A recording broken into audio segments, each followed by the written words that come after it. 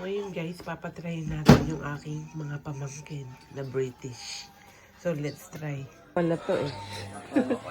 O, tikman mo yung aking recipe na chicken feet. Try it. Ha? What is the reaction of my nephew? Try it, darling. Anong lasa niyan? Anong lasa? Anong lasa muna? Reaction. Give me reaction. Ha? Lasang ano? Lasang paa? Jamie, can you try this chicken feet? I give you 10 pounds. If you try this. Oh, he failed. Ayaw niya.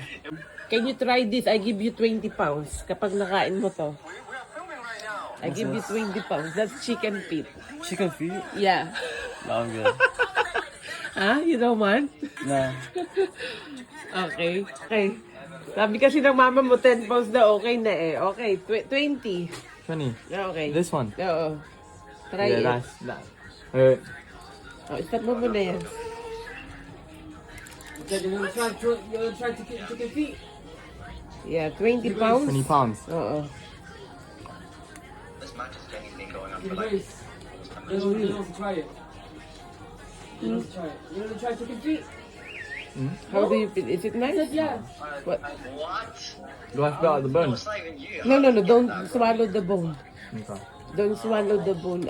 Take it out this bone. Put it in there. In there. I just need a slot with Put it in there. so I can fucking like Yeah. Just the bone. But the rest you can eat. So, ayan guys. 20 pounds para kay Jamie.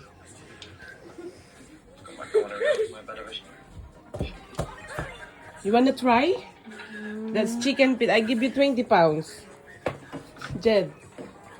You wanna try? Like, it's not bad, but it's just there's so many bugs. That's why I Yeah. hate eating it.